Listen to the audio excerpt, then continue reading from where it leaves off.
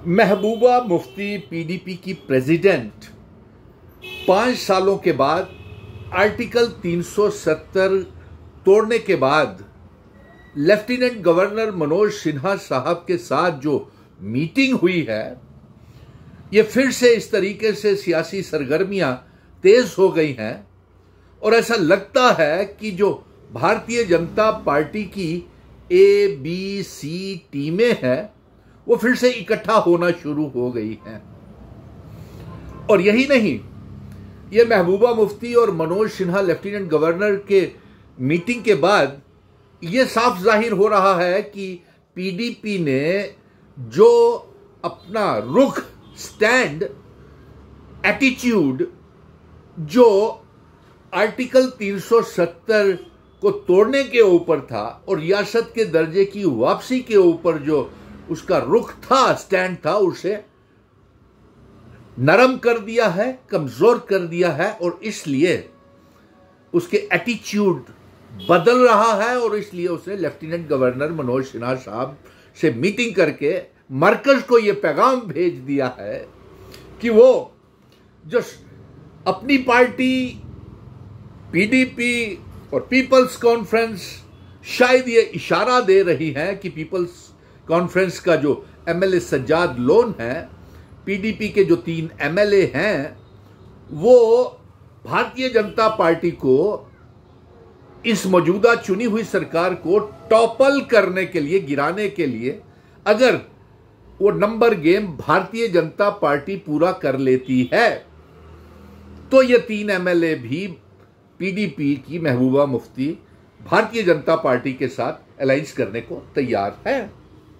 यह सिलसिला इस मीटिंग के बाद, महबूबा और मनोज सिन्हा साहब की मीटिंग के बाद ये समीकरण उभर के आ रहे हैं, सियासी सरगर्मियां तेज हो गई हैं। और जिस तरीके से मीडिया में ये खबरें फैल रही थी कि आगा राहुल्ला नाराज चल रहे हैं नेशनल कॉन्फ्रेंस के साथ, और दूसरी तरफ यह अफवाहें भी चल रही थी, हकीकत भी हो सकती है कि भारतीय जनता पार्टी चुनी हुई सरकार को गिराने का कोशिश कर रही है। एक वो इसलिए कोशिश कर रही है कि नेशनल कॉन्फ्रेंस बीजेपी के साथ गठबंधन अलायंस करने के लिए तैयार नहीं है।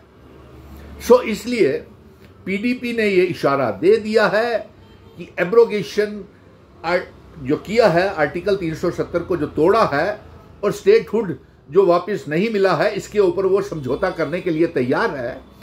और अगर वो कश्मीरी पंडितों की जिक्र भी उसने किया, उनकी वापसी की हमदर्दी जाहिर की, तो महबूबा से ये सवाल खड़े होते हैं कि जब वो बीजेपी के साथ अलायंस की सरकार में पीडीपी और बीजेपी का निकाहनामा हुआ था, तब कश्मीरी पंडितों को वापस क्यों नहीं लिया? तब उनके घर वापसी का रास्ता क्यों नहीं बनाया गया? और आज जब रियासत नहीं, स्पेशल स्टेटस नहीं, असेंबली में आप हंगामे करते हो, हमने स्टेट हुड का रेजोल्यूशन भेज दिया, स्पेशल स्टेटस का आर्टिकल 370 का भी रेजोल्यूशन मरकज के साथ भेज दिया, तो आप फिर बैक ट्रैक क्यों कर रहे हैं? ये सोचने वाली बात। और फिर हालात अभी सुधरे नहीं हैं। कश्मीर में ऑपरेशन सिंदूर के बाद, पहलगाम के हादसे के बाद, जेड मोर टनल के उद्घाटन के समय कई लोग शहीद हो गए और हर रोज इनकाउंटर्स चल रहे हैं।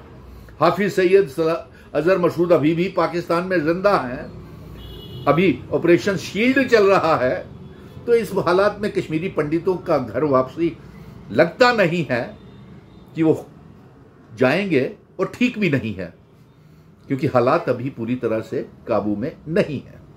इसलिए ये साफ जाहिर है, ये इशारों में इशारा हो गया है कि पीडीपी फिर से भारतीय जनता पार्टी के साथ निकाहनामा करने के लिए तैयार है, गठबंधन करने के लिए तैयार है।